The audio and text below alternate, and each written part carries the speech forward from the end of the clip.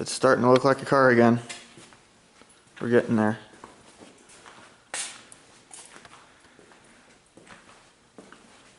So I've got the engine and transmission and drive shaft all bolted up.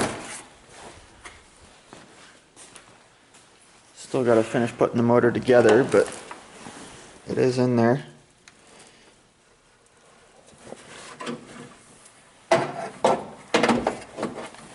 Do the old one-handed prop rod here.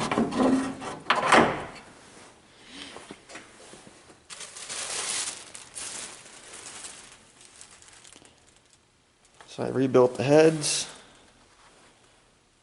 This is a different block than what I had in here before. This is I think it's a 73 block. I found one, I think I paid 250 bucks for it. Rebuilt short block with a rebuilt turbo 350.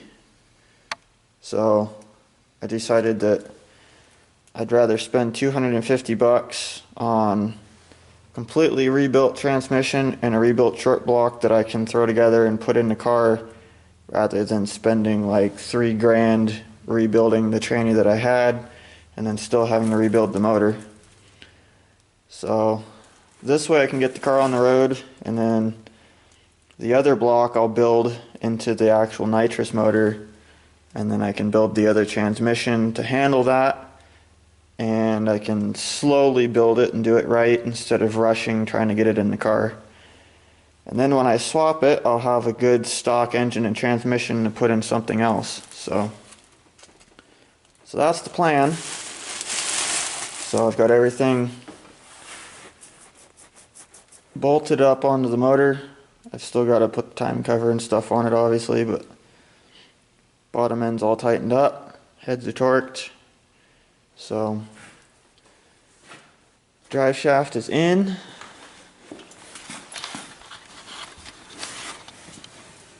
Probably can't see squat, but that's all in there.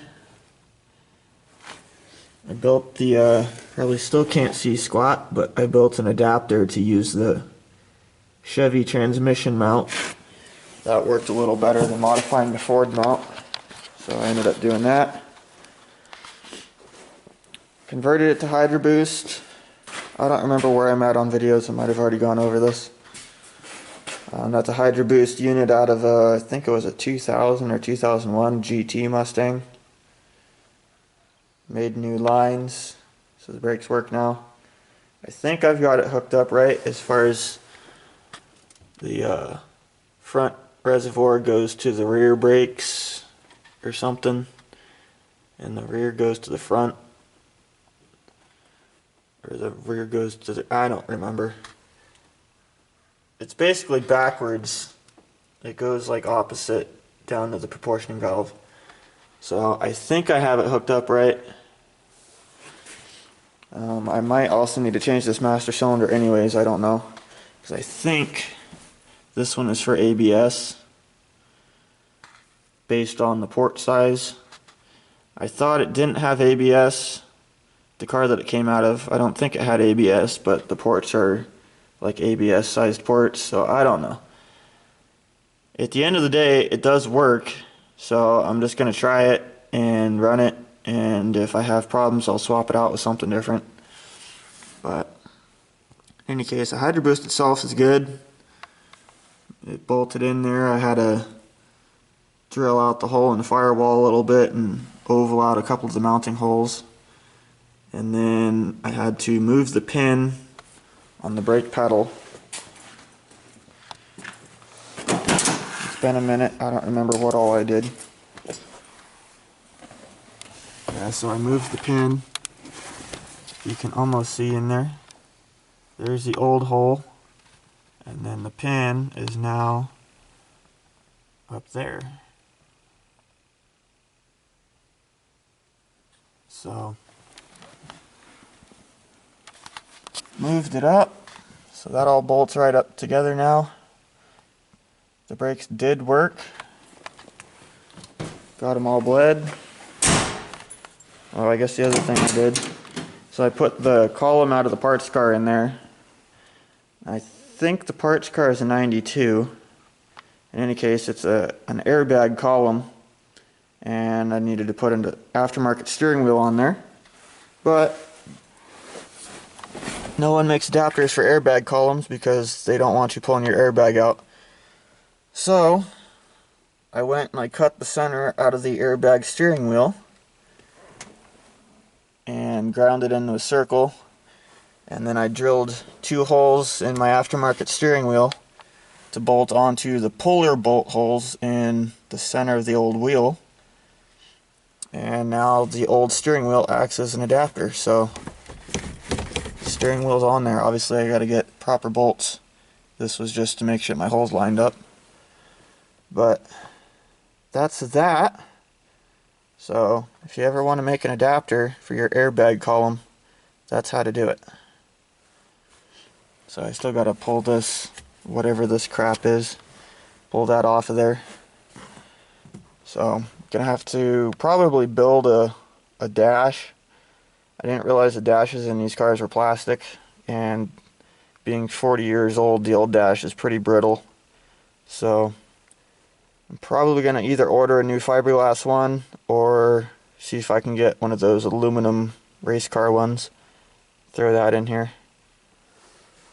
Not sure yet, but I'm going to retain all the stock heater controls and stuff, so whatever I end up with, I'll just bolt all that stuff back into it. But do got to rewire the thing.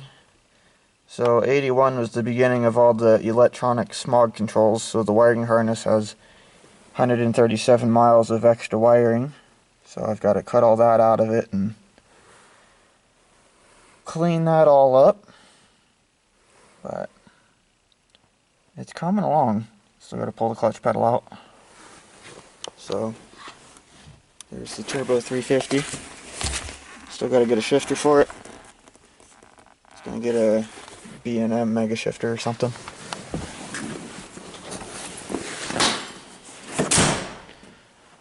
So I went to the junkyard the other day, found an SHO Taurus, pulled the fan out of it.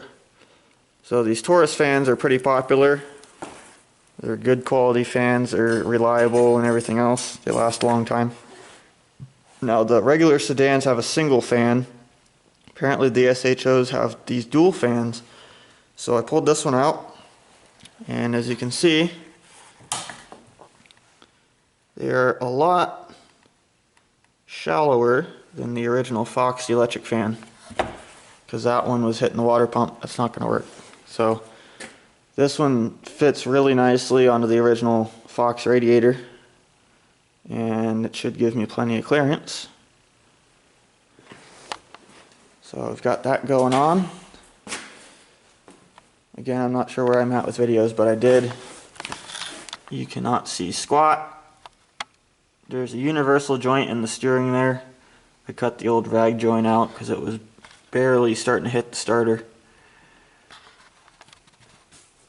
And I built this cross member, and I've got my coolers attached. I still got to build an upper mount for this one. So that's the transmission cooler. That's going to be the power steering cooler since I'm running Hydro Boost. So got that all done. And I think that's about it. I do have a 4-barrel intake, and I did get a second passenger side exhaust manifold. So, because I run a passenger side manifold on the driver's side so that it puts the exhaust out in the front, and then I'm going to run a crossover to the passenger side, and then it's going to be still split dual exhaust, but they're both going to run out the passenger side because there's no room on the driver's side, since on a Pontiac the starter's in the way along with your steering, so that's not going to work. So got that going on. I got a piece of aluminum cutout for the oil filter adapter. So basically, if I can find one, here we go. So this bolts on the side of the block.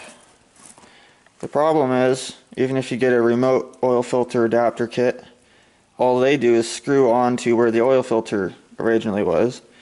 And the problem is this, we still got this big hunky thing sticking out in my way. So I got a piece of 1-inch aluminum, or 3/4 inch, or whatever this is, and I'm cutting it out to that same deal, however this goes, one way or the other. Anyways, this is going to bolt onto the block, and then I'm going to drill and tap some pipe threads into it, put either some elbows or a couple of banjo fittings or something on there, and then run the hoses up. And I'm either just going to buy an oil filter adapter kit and then just use the oil filter section and not the piece that bolts onto the block normally. Just use the rest of the kit, and the oil filter is going to mount on the apron here, just on the inside of there. So that'll give me clearance for my exhaust. So I'll basically have all the clearance that's there now will still be there. So that's the idea. So anyways, it's coming along. I put a new timing set in the motor. It's I think it was a Melling brand, but it's a double row roller chain. So still stock cam and everything. I'm not really going to mess with this one too much. I just wanted it in the car and get it running. Pontiacs are pretty torquey in their stock form anyways. That's why I'm doing this whole swap. So not really too worried about swapping the cam and everything in it. So that's that. Hopefully get some more stuff going on this thing here soon. Get it on the road soon.